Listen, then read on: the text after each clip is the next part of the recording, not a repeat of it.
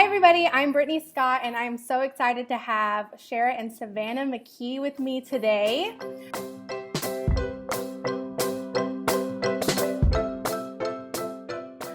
Savannah is the songwriter of Ocean Deep that was on POK's last album, and Sister Shara McKee is a pastor's wife, music director at POK, and Savannah's mom. And I'm just really happy to have you guys with me today. Thank you so much for joining me. Thank you for having us. Yeah. So we're talking about the song Ocean Deep, and before we get into that, I just want to maybe get to know Savannah a little bit more. I'm sure we've got a lot of young people that are going to be watching this and would love to know a little more about you. So why don't you start by just telling us who you are? Who I am? Yeah. I'm Savannah. You got to have a little more info than that, right? I like music. Yeah. I'm not shy. I like people. Including you, Mom. Thanks. I'm 14. She plays volleyball. I play volleyball. I love to write. She interprets. I interpret through like ASL sign language. She's done Bible quizzing. I don't know what I'm doing. She plays the piano. She sings. I sing. She annoys her little sister. Did I let that Speak slip up. out? It sounds like you keep busy, that's for sure. Yeah, very busy. You guys have a lot going on there at the church. How are you involved in your local church? I'm in all of the choirs. Keep talking. Okay. Well, I'm in all the choirs. I help with kids' church. I help interpret sometimes for the deaf. I'm in the sign songs. I play for some of the youth services, youth praise team. I help lead. Youth choir. I sometimes play for youth choir. And then you attend your Christian school that's a part of the church, right? Yes, that's cool. I like it there. Yeah, it looks like I've seen a couple of things on Facebook about like some competitions or some things that you guys do. That's our yes, ma'am. That's our Nationals Acts Convention. It's like we all go and compete in different stuff like music, sports, dramatics like monologues, skits. She won the all caps award, where you have to win a medal in every category. And she won a first place medal in every category they had to offer last year. She was the youngest candidate to ever do that. That's awesome. Congratulations. Thank you. She won in photography, dramatic monologue, female solo, all kinds of crazy stuff. She's just got talent run out her ears. Well, that's awesome. And the great thing is that you're obviously using it for God. And you have this awesome new song out that everybody is loving. Everybody's doing it. I've seen all these choirs posted either on YouTube or Facebook, and they're singing your song, and that's just really, really cool. Your mercy is ocean deep. Your love is where I want to be. Your grace is more than I can ever believe. So why don't you tell us a little bit about the song and maybe the story behind the song and how it came about? Yeah. Okay. So basically, it started off as like a poem I wrote the poem started when I was 12, almost 13, and it was the part like, if I wrote about your love, I'd run out of paper. If I wrote about your love, I'd run out of paper. If I sang about your mercy, I'd run out of breath. I was just like thinking about God's mercy and everything like that, and how awesome it is, and how like even after I wrote the poem and I put it to the music, like all of that, there's no way you can actually describe how merciful and great He is. Like our choir can sing the song, we can record it, churches can sing it all over the world, anything, but it still doesn't quite capture how great and awesome He is. So that's the message behind the song. Well, that's awesome. She wrote it as a poem, and then she took it to the piano, added music to it, and then added the bridge, pour out your spirit, pour out your love. We do a little duet right now. No. Go for it. No, that's just her sitting at the piano in worship, and I would walk through the house and be listening and think. I would catch myself singing along, which is always a good sign. Yeah. And I couldn't really tell if it was something she had written or had heard somewhere else. And I was like, "Did you write that?" And she's like, "Yes, ma'am." I was like, "Wow, it's a really good song." Of course, she's written a lot of songs for her age, and some of them are just more soloist type songs. But that one, I could tell there was that hook there, and I started picturing, oh, maybe our praise team could sing that someday. And we were in the middle of looking for material for our new project, and I really wanted to use more original stuff instead of just recycling the same stuff everybody else is doing. Yeah. So I had been writing, the guy in our church had been writing, I've been looking around, and I didn't immediately think about recording it, but we decided to present it to the choir. Do you have more questions? Because we're just talking. No, go for it. This is good. Okay. But we didn't want to present it as Savannah's song, because then everybody's like, "Oh, that's so cute," and of course they're going to like it because they love her and they love me, and they're not going to reject it on its face because of that. So we wanted to present it, and they either would like it, they would or they would hate it. So because I was pitching them songs, because we wanted to try them on real good before we commit to recording them. Yeah. And so I brought it to, we got into development with some of the key vocalists we met, and we started to pick out parts. Because just coming from one person playing it on the piano to becoming, a whole work, Right. Took a little bit of development to do what's going to be unison, what's the part's going to be, does that chord match that part, are we going to invert it, how many times are we going to repeat it, are we going to add this line in, whatever. I'm sorry. And so we do these little workshops. We do song development, and even if it's a song we've heard off the radio, we call it POKify it because it needs to be workable in a church setting. So we started working through it, and they were just like, "Oh, I really like this song," and so we talked to the choir, and it was immediately their favorite song. And when I told them that she had written it, their jaws just dropped to the floor like.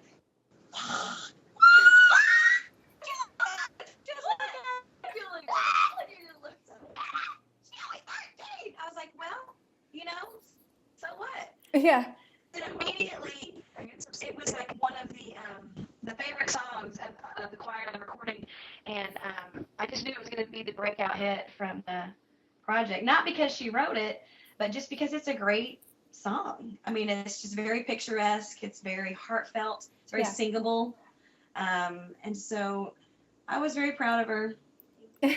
Well, it's a beautiful song, and I love that so many people are singing it because of the message and like you were explaining with the story behind it, just really what it means. It's so powerful to acknowledge that and acknowledge that message. Well, the Lord's really used her, and just talking to other young people and things about, even at their age, the things that they fight and the spirit of condemnation when they don't just live up to the mark, and helping them to realize that God's love is unconditional, and that there's just no end to His mercy, and how much we need Him, and how.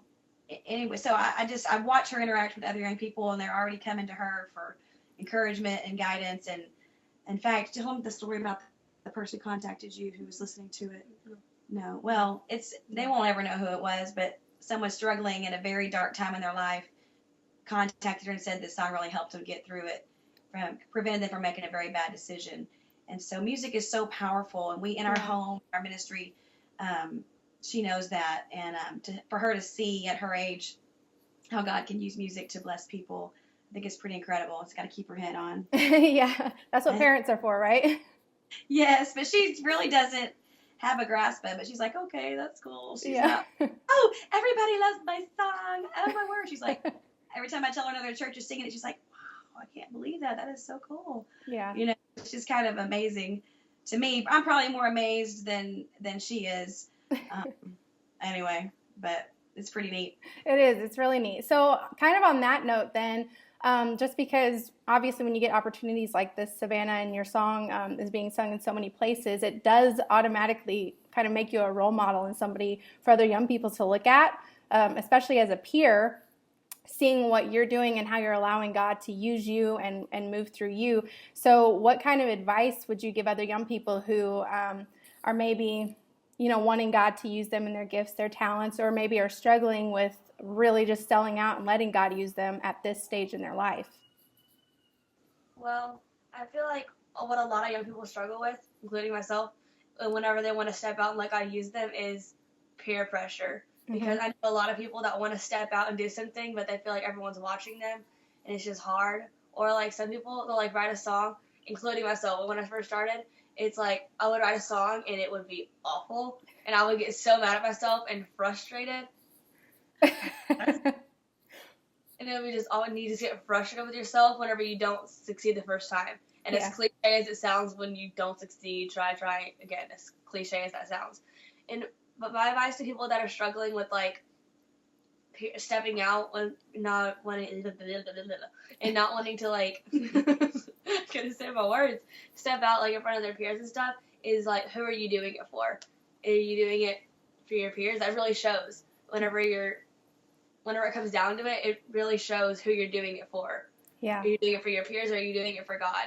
Because if you're doing it for God and God alone, then you're not going to care who's watching. You're not going to care what anyone says, because it's only for God. But if you're doing it to please others, then you're going to care so much about what other people think, and it's going to hinder your ministry. So my advice is, whatever God tells you to do it full throttle. Don't stop. Just go for it. That's awesome advice. Thanks. And then, Sister McKee, maybe to parents or pastors or other leadership, I think sometimes there can be a little bit of fear or hesitation when it comes to not necessarily developing young people, but to really allowing them to maybe step out and do something. As a young person, what kind of advice would you give to those people? I would say there is great untapped potential in this next generation, and we're missing it if we wait till they're 18, 20, 21. We've got to get them right now, get them hooked. The world's trying to get their talent and their attention, and they need to find an outlet for it as soon as possible in the church body. You need to be creating opportunities, if it's youth choir, kids choir, sign team, a next generation band, get them in lessons or teaching Bible studies, anything they have. It's just got to be a cultural thing within your church that we give our talents to God and we respect each other's talents no matter how early in the game it is, that there's value there. And we respect each other. We don't, oh, that's a cute little song. We take it seriously. And so some of these kids are coming at it from such a pure heart, and they're not jaded by life, and they're coming at it from such a fresh perspective. And this is the generation that needs to have revival, not the next one, not ours, but right now, because we're not promised tomorrow. Right. So I just think it's incredible to support the young people, encourage them, and they're going to mess up and not get it right. Well, so do we, but I'd rather them be failing and trying again within the confines of the church and the guidance of the spiritual leadership than have the world pawing at them, letting them think that their talent was given to them for fame and fortune, because that, I try to remind them every time I see something in the headlines, it's a dead end. Don't I say that? It's a dead end. It's a dead end. Dead. It's a vapor. It's just this thing they chase after, and it's empty. Chasing you it. Look at these superstars, dead. And why were they gifted? They're misusing their gift. God. They're giving it for God. That's exactly they're right. not doing that. But they're not doing that. But think of all the people they could reach if they did. A lot of But we can't answer for them. We answer for wish we us. could. right. My motherly speech right here on camera. But I say you've got to support them, give them an outlet for it, encourage them, have songwriting groups, just anything. She gets together with her little friends, or her music teacher. And it wasn't really her music teacher, but when she was in the preteen class and would share, I'm writing this song, and Sister Katie, shout out, would say, I like Katie that. Scott. Hey, what's up? Hey, let me hear more of that. Just kind of encouraging. Everybody's not going to get their song put on a CD, probably and sung around the world, but it's going to be used for God in some capacity. Who knows? It might, but Right. We just have to be willing to have our gifts with an open hand and just let God take them and use them however He wants to. Yeah, that's awesome advice as well. How do you guys, maybe what are some of the ways that you actually plug in the young people in your church, that the things that they're allowed to be involved with, and how you develop their gifts and talents, even if it doesn't relate to music? Go ahead. Oh, no, you go There's ahead. lots. Go ahead, though. Well, for not music-wise, but like ministry-wise, we just started junior MIT. We got it restarted. A junior ministers in training class. Anyone feeling called to the ministry, they meet early on Sunday morning, and they get with the ministry. training them And for training. ministry and soul winning. Or they haven't gone through all the topics yet. Leadership. So it's an outlet for them to develop. They already know how to pray people through the Holy Ghost. We teach them that in kids' church. It's awesome. She's been praying people through the Holy Ghost since she was about 9 or 10 years old, if not younger. How to work, excuse me, how to work the altars. Free. But we have a Christian school, and so shut up. And so we have elementary convention, which trains the kids from kindergarten up through, I guess, 6th or 7th grade, and they compete in piano, platform events like recitation, dramatic monologue, skits, sign language, singing. Just getting them comfortable being in front of a crowd, performing. And then we have, of course, kids choir. We have kids, a preteen class. Now, our preteen sanctuary, on Sunday morning, they have their own service. They have their own praise singers, their own AV team, their service leaders, band members.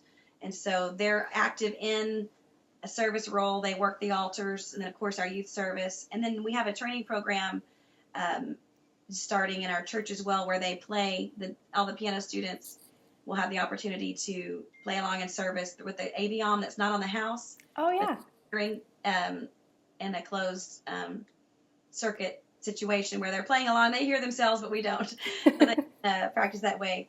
And so there's just all kinds of ways we really push it. We're just starting a school of music as well at our school, which is also available to our students. That don't go to our school, so it's wide open. That's awesome. And we're just, everything we can. Sign language, Bible quizzing. We have street services. And these kids are going out there and praying with strangers and just making themselves available. Your ability without your availability is worthless. And so just giving them opportunities to make themselves available, and then their abilities will just come forth and naturally facilitate the call of God. Because our call is foremost, and then the gifts just supplement that. Yeah, that's awesome. And then Savannah, what are some of the goals maybe that you have for your future, maybe as far as songwriting or being involved in ministry, some of the things that you're interested in doing now?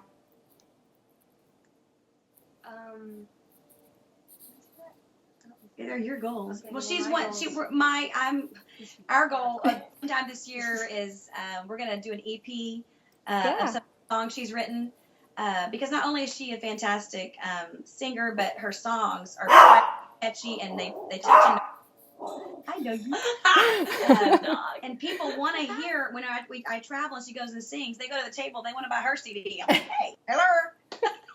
And so we want to put that out there. Just as another voice for this generation to encourage young people to give their talents to the Lord and how they can be a light to this world. So she definitely wants to do an EP, which 4 to 6 songs I think she's written. She's also doing something in June. What are you doing?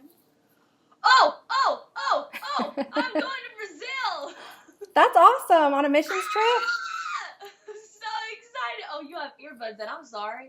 She's going on It's youth okay. on missions trip. She really has a heart for the mission field too. That's Oh. awesome. Goal. How long do you get to go for? 10, 12 days 12 now. days. How's Mom and Daddy going to handle that? They Oh, love Daddy's it. fine. Mom is like, Love it. I'll I'll have be a so heart prayed- attack. I'll be so prayed through that week. She's going to another had a ball, but Brother Hannibal. But yeah. Yes, ma'am. she wants to go to Bible school. She wants to go to Bible college. Write, minister, no telling what else. To Pentecostal Herald. She wants to write an article and get it submitted to the Pentecostal Oh, Herald. That would be awesome. So whoever is over the Pentecostal Herald, if you're watching right now, You just write something and send it in. but what? That's how it works. I've been in the Herald. Well, that's awesome. It sounds like you've got some good goals and plans for the future. Yes, we're excited. Yeah, and I'm excited to see down the road, what God does for you and how He uses you, and hear some more songs that you've written and hopefully sing. Yes, you guys go to YouTube and search her name. Every time she sings, I'm out there with my camera like crazy mom, filming her. trying to get the songs out there. They're not, my phone's not the best quality, but they're just great songs. And I know there's so many more out there in the hearts of young people that needs to be let out. And I like to see her minister. She's even traveled with me some, even when we went to Washington, as a matter of fact, and talked to some of the young girls her age. It makes you nervous and you don't feel qualified, but none of us ever are totally qualified. But if God calls you, he'll equip you. Amen. I was not expecting that. Whoa. With me, I was scared. Well, at that event in Washington that you came to, that was the first time I got to hear Ocean Deep and just was blown away. So you did sing it that night. So you got to hear it in its raw form. And that was probably even before we it was awesome. We hadn't even developed it really into a choir song yet, so it wasn't. It was awesome, and I was just some songs you just know immediately. I think it's just amazing. I mean, I could hear a song and be like, yeah, that's gonna work, or I like it. It'll grow on me, but some songs just immediately they just touch you, or there's that hook, and I thought that's one of those songs. Yeah. People be singing that all over. She said, no, whatever. I said, no, really. They're going to be singing it. Like big churches all over are going to be singing this song, promise you. Yeah, and they are. And they are. Yeah. And some of the most well-respected churches that I know, I was amazed. I saw Maryville singing it. Brother Holmes Church was singing it. The list goes on and on. But it's just. Sing it in the Philippines? I don't know if they sing in the Philippines. That's such a random question. They sing the Philippines? in Brazil and Australia. What? Yeah. In Brazil? I saw Australia. I think I saw a clip of somebody in Australia doing it. Yeah, I wish there was like a central location where I could just grab them all together. And who's singing in Australia? I don't know. It's the internet said so. Yeah. Pentecostals of Australia. Oh my goodness. Well, and our church is a new church plant in Seattle, so we don't have a big choir yet. We will. No. But your song is in the rotation that plays in pre-service prayer at our church as well. So, hey. Yeah. Yeah, it's really a song that churches of any size could do, or just like you said, listen to in your prayer time. In fact, a church last week was signing it. Their sign team did it, so it's a great song for that too. So awesome. But that's when you know it's bigger than you. You can't buy that kind of exposure. That's the Lord's hand upon it. It's touching people. It's going on the journey that God wants it to go on. Right. And we released it out there, and people sing it, and we hear it sung all kinds of ways. They change it up this way, that way, and it's still. She's pretty amazed by it. But to me, Justin Harrison, that guy that sings that part, I mean, his voice. Yes. And he's just as pure-hearted as his voice sounds. He is. He's such a great guy. He's That's so cool. Good. Like he doesn't even know. But originally it wasn't a duet. But I was like, Justin needs to be on the song. And I don't sing funny when I sing low. So we split it up, and it really developed into. Yeah. What are you doing? Oh my word. Oh, I can definitely edit this out, or is this going to be unfiltered? Well, as of right now, it'll be unfiltered, but I guess. Hey, y'all. We're going to see this. Well, the nice thing is people get to know the real you and see that, hey, she's just maybe she's like me, Like, I'm wild and crazy, too. So is Savannah. I can do something for God. Wild and crazy. You follow her on Instagram. Oh, okay. Follow me on Instagram. Savannah Gale. Savannah_Gale_ SAVANNAH_GAYLE_. Follow me, guys. Not fangirls. I didn't mean to There say you that. go. That's not what I meant to say. Guys can, but it's unedited. I know, but I love you. I love you. No, only I can do that. Okay. You guys are awesome, and I love that you guys are just genuine and real. I think it's awesome, and I appreciate the fact that other people can see that too, and it's encouraging. Thank you. Yeah. It's too much work to be pretentious. Yeah. That's true. Do you know what that means? No. We don't even know what that word means in my family. No, it's a curse word in my family. And not dictionary. Uh-oh, don't get her started laughing. Okay.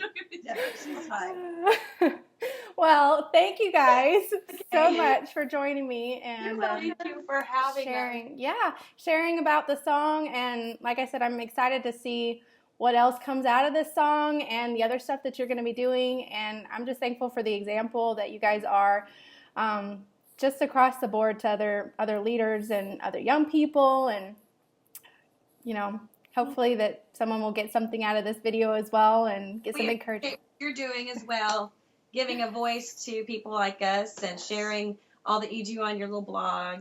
Well, thank you.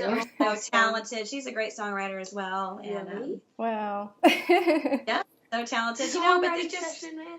it's each little individual person doing their thing for God, and together, Oh, yes. we're brighter and stronger. That's right. I agree. Together. What is this song? I don't know. I was making fun of it. What was wrong with writing that? Spontaneous co-writing session. I write too. We know. That's right. Did you write "Hungry for You"? I did. Yeah, that's one of our other favorites. So You rewrote it when you don't want to hear the rewrite. She substitutes words. Lord, I'm hungry. No. Okay, they get so mad at me because I rewrite all of our songs about food because food is great, right? So yes, they get mad at me. That's funny. I write every single song we sing. If you give an about example, food. it'll ruin the song. I know. Yeah, don't do that. We don't want people to hear the wrong lyrics every time. Like a version, Lord, I'm hungry for food. Stop. Ew. Oh, that's awesome. Okay. We can sing for you going out. Hey, do it. We'll fade it out. Your mercy is ocean deep. Your love is where I want to be. Your grace is more than I can ever believe.